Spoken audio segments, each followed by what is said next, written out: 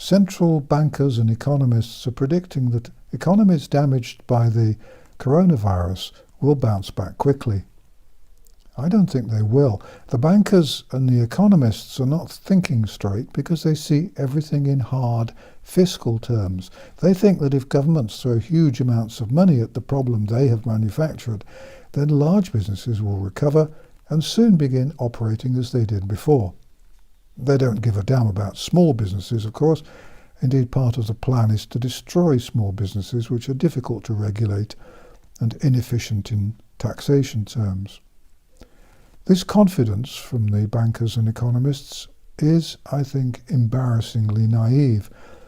Even if governments cancelled lockdowns and social distancing straight away, the damage done by a series of deliberately terrifying and oppressive regulations will last for decades, and probably for generations to come. And that, of course, is the aim. The politicians and the power brokers know what's going on, but most economists and most bankers are not at the top of the food chain. The fact is that fear and anxiety, both of which have been created in abundance, are not going to disappear overnight. There's much anger among those of us who see exactly what governments are doing, the thinkers and the skeptics and so on, but a large part of the population is too overwhelmed with fear to see the truth. Lots of people have been devastated by the way their lives have been disrupted, and they see very little future. It's been noticeable that most of the protests about lockdowns and social distancing have come from the over 40s. It's older people who see what's happening and who are, by and large, feisty enough to stand up for themselves and their country and their freedom. And it's mainly those in the older age groups who find it difficult to understand why nations have been shut down for a virus which has killed far less than half the number of people who can be killed by a nasty winter flu. And it's those people who realise that without people and businesses back at work and paying taxes, there won't be any money for healthcare, education, roads or unemployment benefits. The economists and the central bankers don't realise that most people's habits will now be changed permanently. The economists and the central bankers live in a cocoon. They're protected from much of the horror which is going on around them. They have nice, big, fat pensions, and their pay will keep coming whatever happens.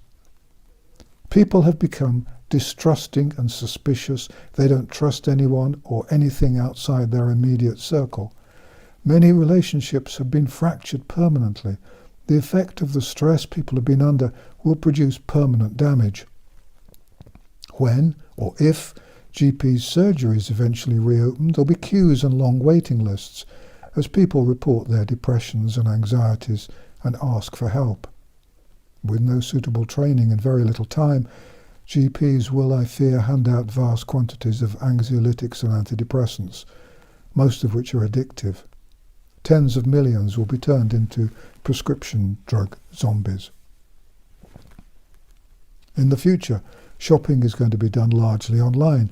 People will want to hoard essentials because they know there are likely to be more lockdowns ahead. Vast numbers of small businesses will move online since their bricks and mortar businesses are no longer viable. People obviously won't travel as much as they used to. If holidays are taken, they'll be relatively low-key, and most people probably won't travel outside their home country. Millions are going to lose their jobs and become reliant on government paychecks.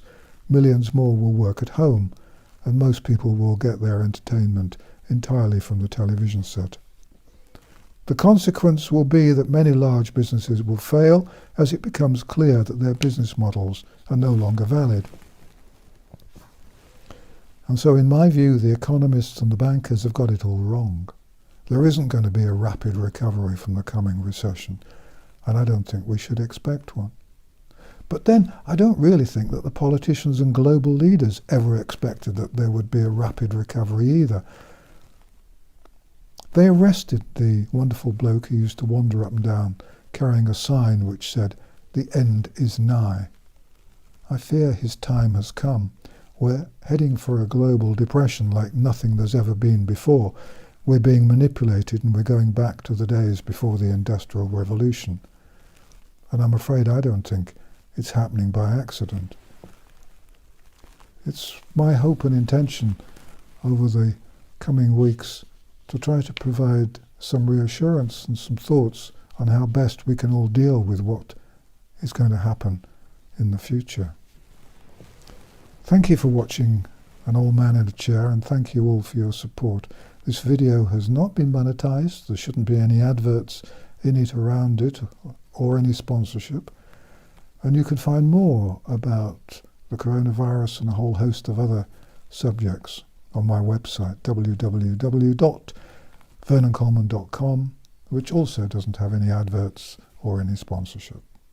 Thanks very much for watching.